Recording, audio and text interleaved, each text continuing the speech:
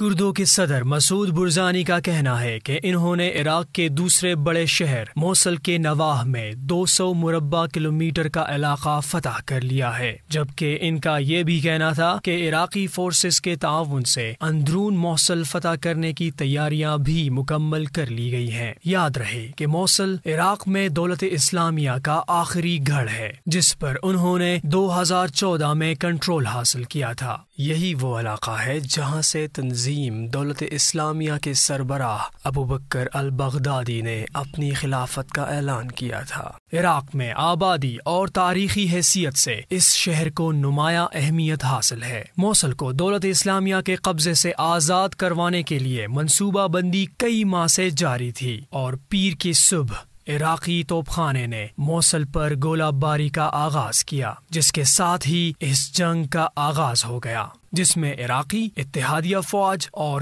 کرد کے 30,000 جوان حصہ لے رہے ہیں۔ گولہ باری کے ساتھ ساتھ ٹینکوں نے بھی موصل کی جانب پیش قدمی شروع کر دی ہے۔ موصل میں کارروائی کے آغاز پر اقوام متحدہ نے شہر میں محصور 15 لاکھ افراد کے تحفظ کے حوالے سے شدید خدشات کا اظہار کیا ہے۔ عراقی حکام کا کہنا ہے کہ موصل پر عراقی افواج کا دوبارہ قبضہ ہونا در حقیقت عراق میں دولت اسلامیہ کی مکمل شکست کے مترادف ہوگا۔ خیال کیا جاتا ہے کہ موصل میں دولت اسلامیہ کے تقریباً 4,000 سے 8,000 جنگجو ہیں۔ اس کارروائی میں مدد کرنے والے امریکی کمانڈر جنرل سٹیفن ٹاؤنسٹینڈ کا جنگ کی حساسیت کے حوالے سے کہنا ہے کہ یہ جنگ مشکل ہوگی اور اس کی تکمیل میں کئی ہفتے لگیں گے۔ امریکہ نواز عراقی وزیراعظم نے فوجی کارروائی کا اعلان کرتے ہوئے کہا، موصل کو آزاد کرانے کا وقت آ گیا ہے۔ آج میں یہ اعلان کرتا ہوں کہ آپریشن کا آغاز ہو گیا ہے۔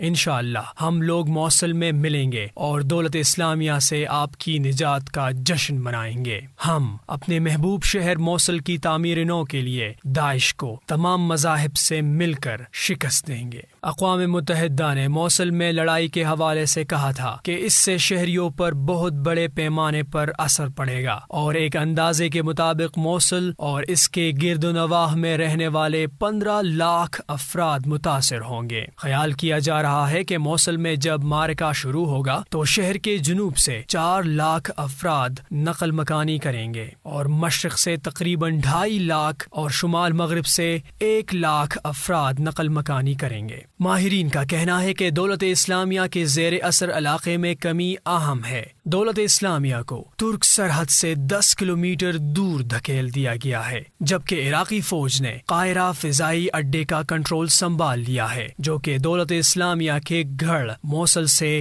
60 کلومیٹر جنوب میں اہم مقام ہے۔ اس کے علاوہ شامی شہر منبج بھی تنظیم کے کنٹرول میں نہیں رہا، جو کہ ترکی کی سرحد تک آمد و رفت کے حوالے سے ایک اہم شہر ہے۔ ماہرین کا کہنا ہے کہ ترک سرحد تک رسائی میں مشکل کی وجہ سے تنظیم کی حمایت میں آنے والے جنگجوؤں کا راستہ بند ہوا ہے۔